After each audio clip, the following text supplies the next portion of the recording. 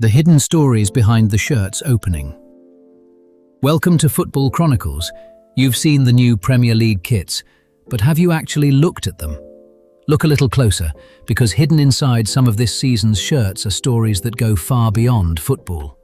A worker bee, a medieval castle, a famous stadium, a historic street lamp, regional roses, and connections to music, architecture, and centuries of local history. These details aren't there by accident. For the 2026/27 season, several Premier League clubs have looked beyond simple colours and patterns, using their shirts to tell stories about the places they represent. So forget the usual question, is this kit beautiful or ugly? Today we're asking something much more interesting. Why does this shirt look the way it does? Because sometimes a football shirt is more than a uniform. Sometimes it's a city woven into fabric. These are the hidden stories behind the shirts. Manchester City, the worker bee. Let's begin in Manchester. At first glance, Manchester City's 2026/27 away kit is impossible to miss. A bold black base, yellow detailing, and something unusual woven across the shirt. Look closely, they're worker bees. The Manchester bee is one of the city's most recognizable symbols, representing hard work, resilience, unity, and pride. And for this kit, Manchester City and Puma didn't hide that connection. A swarm of worker bees runs across the design, turning a symbol seen throughout Manchester into part of the shirt itself. That makes this more than simply a black and yellow football kit. It's a piece of Manchester identity carried onto the pitch. From the streets of the city to the fabric of the shirt. Sometimes the smallest detail tells the biggest story. Manchester United, the Rose and Salford. Across Manchester, United take a very different journey into local identity. Their third kit moves away from the traditional red associated with Old Trafford. Instead, we get an unusual combination of ivory, maroon, and deep green. But the colours aren't the only thing worth noticing. Look more carefully at the fabric. There is another symbol hiding there, the Lancashire rose. It's subtle, so subtle in fact that you could watch an entire match without noticing it. And that's what makes details like this so interesting. History isn't always printed loudly across a football shirt. Sometimes it's hidden in the material itself. The wider aesthetic also draws attention toward the cultural relationship between Manchester and Salford, giving the shirt a distinctly local character. It's a design that feels very different from the bright commercial football shirts we're accustomed to seeing. And that's precisely the point. This is Manchester United looking backwards for inspiration while creating something designed for the modern game. A modern football shirt carrying echoes of the place the club calls home. Newcastle United, wearing the castle.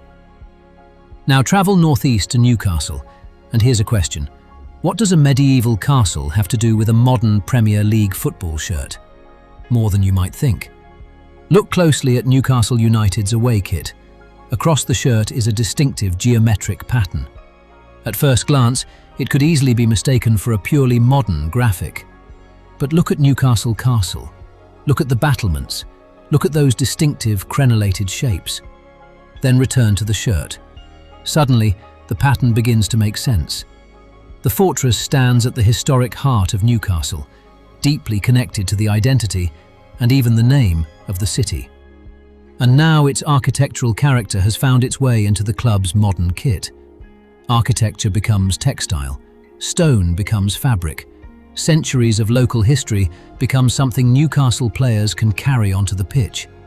They're not simply wearing the city's colours, they're wearing part of the city itself.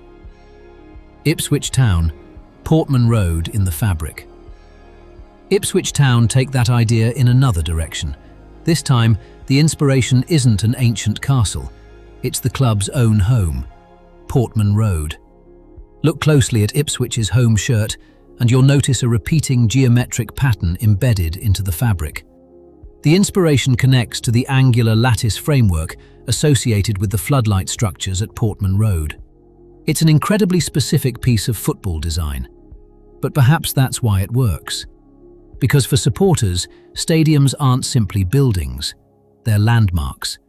They're where parents take their children, where generations celebrate promotions, where supporters experience victories, defeats, and memories that remain long after the final whistle.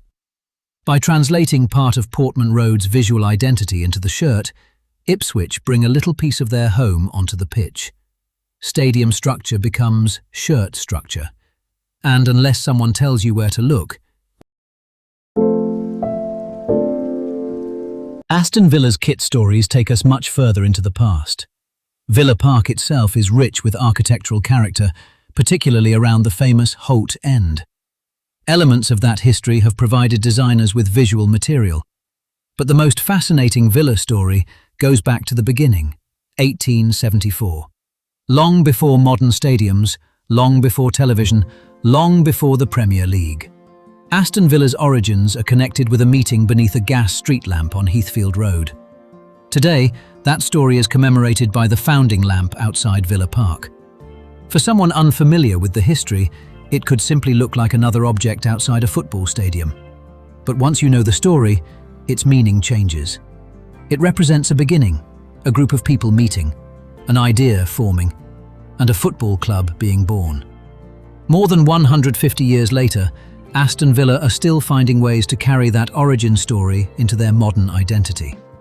Subtle references associated with the lamp and its flame appear within the visual language surrounding the kit. And think about the distance between those two moments. A 19th century street in Birmingham and a modern Premier League stadium filled with tens of thousands of supporters. Between them are generations of players, managers, trophies, defeats, celebrations and memories. Yet one small lamp can connect everything. That's why historical kit design can be so effective. It turns the shirt into a bridge. One side exists in 1874, the other exists today. Then we arrive at one of the strangest and most memorable connections of the season: Sunderland. When football clubs look into their history for kit inspiration, we usually expect trophies, old shirts, stadium architecture, maybe a local landmark. Sunderland take us somewhere else: music.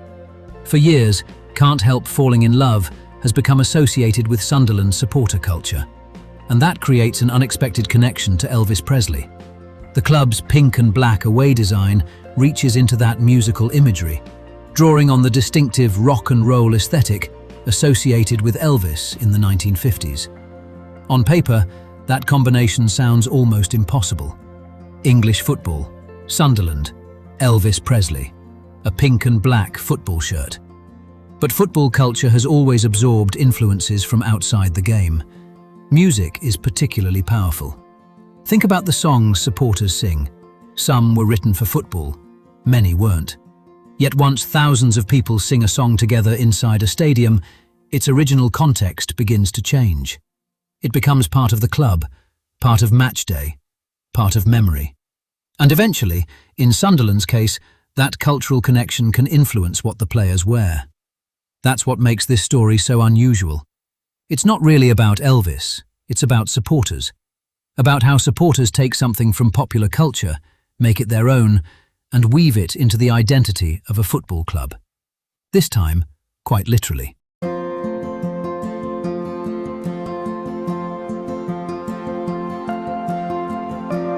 Brighton and Hove Albion's third kit tells a much quieter story. There are no medieval castles here, no 19th century founding meeting. Instead, the inspiration is atmosphere. Look at the shirt. Deep teal, turquoise, cool marine tones. Now imagine Brighton after sunset. The pier illuminated against the darkness, lights reflecting across the sea, waves moving underneath.